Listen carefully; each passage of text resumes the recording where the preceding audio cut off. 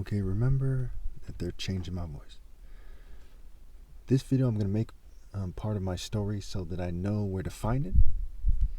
And this is a video about de-escalating tensions. It's not going to allow people to go to heaven.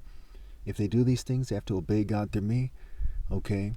I'm never going to give up my rightful place. I'm never going to give up my freedom of speech. What have you. I'm never going to settle. I'm never going to pretend to be gay. Okay, those things are far out of the question. But you got to realize that they're using technology to cause me physical harm, fumes, poisons, what have you. They're running psyops on me. I have 23 witnesses. And that logically creates more tension than there needs to be. The fact that they're cheating me out of my right to lead, the fact that they have these other religions and spiritual movements and philosophies that play stupid about obvious things that cheat me out of my right to lead to the point where I'm even shunned by females, creates extreme tension between me and them. And they think that the answer is for me to take meds and quote unquote change my point of view. That's crazy, right? You can imagine you would be mad. So let me just make this briefly. I'm not trying to insult people or have an antagonistic tone. They use technology to kind of make it so that I often have an antagonistic tone when I don't mean to, but quite often I bring up things that cause me to be worked up and angry, and you can, I'm sure you can all understand that. So to the ladies and gentlemen of the white, Jewish, and LGBT community, and everyone running psyops, and everyone on this planet. So here's just 4 brief steps. There's other things they can do to de-escalate the tensions between me and all parties. Number 1, stop running psyops on me and my family. That includes stop fuming me, stop poisoning me, stop doing things that cause my father to go to the hospital, stop doing things, today they did something to cause my brother to limp, which caused him arthritis. You can imagine I'm not moving the slightest.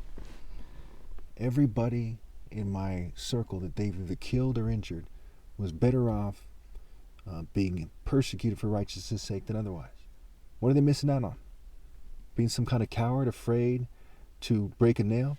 If you look at the Hagakure, the person who is said to have written it, said that if somebody wasn't injured in battle, okay, that they were seen as a bitch, basically, and not respected by the samurais.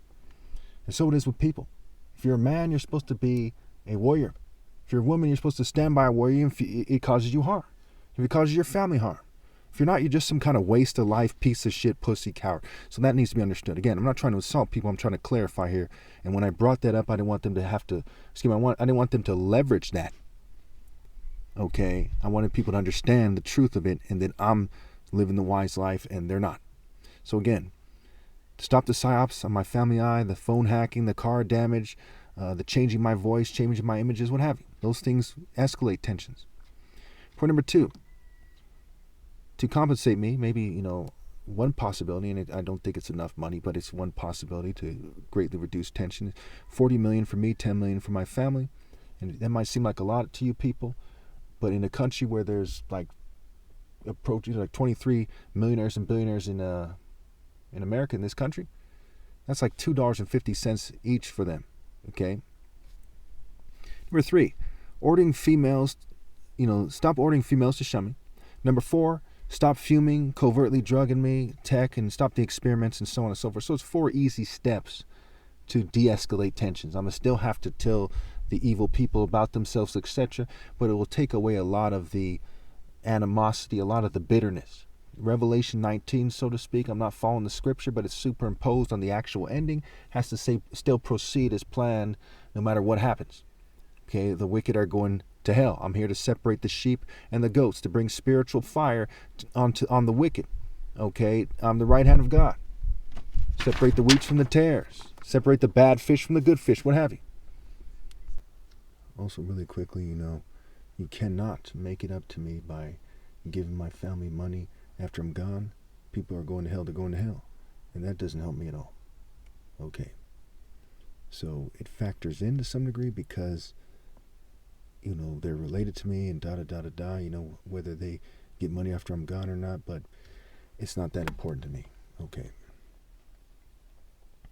So there's a lot of people who think at times like this, they say, well, you killed a good guy, and then you magically give, the family money afterwards, and somehow it's, they think it's a good idea. I mean, it's part of a lot of white cultures. It dominates every white culture, every Jewish culture, every LGBT culture. That kind of fatal miscalculation. It costs them everything. That's why the Bible talks about the walking dead, right? The body without the spirit is dead. Because if you don't have sense, you're not living a worthwhile life. If you don't have morals, I mean, that's why people say, well, he's a piece of filth. He's a piece of shit. He's low down, dirty, no good. Because it's like you're better off dead than living that dishonorable life where you did Jesus wrong, and you and your society's too cheap to compensate him. You're too petty. You think it makes you bad or something. I mean, that's just fucking pathetic.